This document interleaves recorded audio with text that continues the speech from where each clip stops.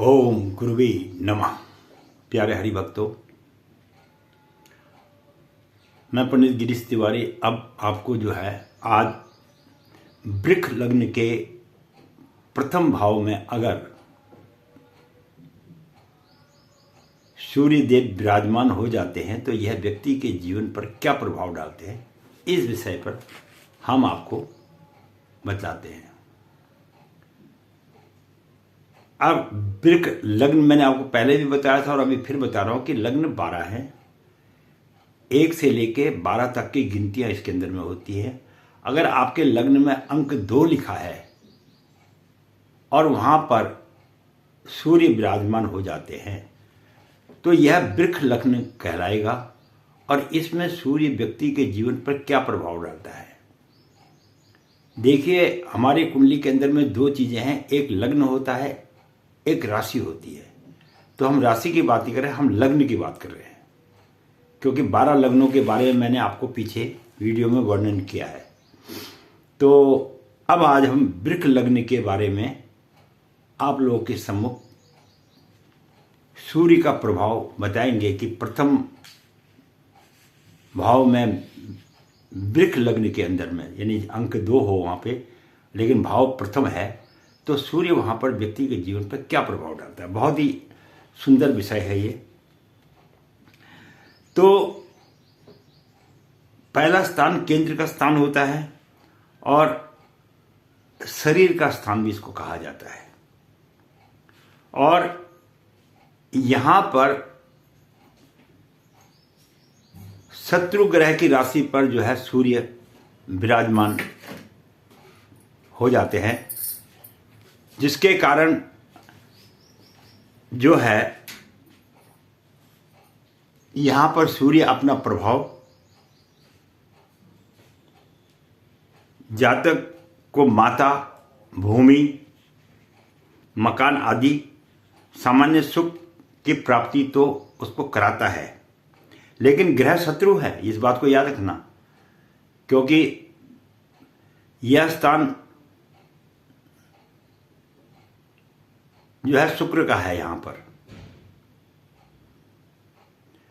लेकिन शुक्र के साथ बैठने पर सूर्य और शुक्र आपस में शत्रु ग्रह है, मित्र ग्रह नहीं है, शत्रु ग्रह है। तो यहां से शारीरिक सौंदर्य सुख में थोड़ी सी कमी रहती है, क्योंकि सूर्य बैठ गया ना। अगर शुक्र स्वयं बैठा होता तब तो सुंदरता की कोई कमी होती नहीं, लेकिन यहां पर जो है सूर्य बैठ गया तो इसलिए थोड़ा सा मनुष्य के शारीरिक सौंदर्य में थोड़ी सी कमी यह प्रदान कर देता है। और यहां से जो सूर्य 7वीं दृष्टि के 7वें भाव को देखता है तो मंगल के वृश्चिक राशि को देखता है। तो उससे क्या होता है कि व्यक्ति को स्त्री और व्यवसाय के पक्ष में सुख, सफलता तथा प्रभाव की प्राप्ति होती है। तो यह मैंने आपको आज वृक्ष लग्न के प्रथम भाव में सूर्य के बैठने का व्यक्ति के जीवन पर क्या प्रभाव पड़ता है उस विषय में जानकारी दी है। और आगे भी हम आपको इसी प्रकार की नई नई जानकारियां देते रहेंगे। आप हमारे साथ बने रहिएगा और अपना प्रेम दिखाइएगा। और इसी के कारण जो है हम लोगों का जो साहस आपके विचारों से प्रोत्साहित होता है, उसी कारण मैं आपको वीडियो बनाकर देता हूं। और अगर फिर भी किसी व्यक्ति को किसी बात का कहीं कोई संकोच है तो वह अपने कमेंट्स द्वारा मुझे लिख सकता है।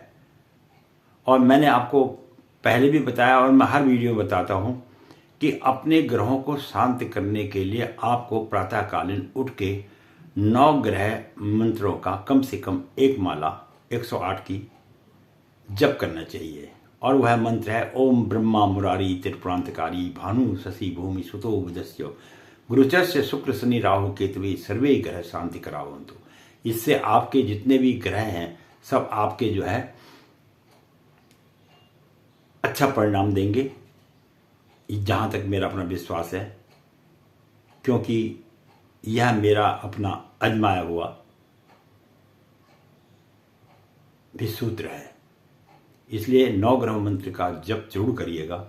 जब तक जीवन प्रभु ने दिया है, जिस प्रकार भोजन की आवश्यकता है उसी प्रकार इन ग्रहों को भी अपने अनुकूल बनाने के लिए आपको अति आवश्यक है, तभी इनका शुभ फल आपको प्राप्त होगा।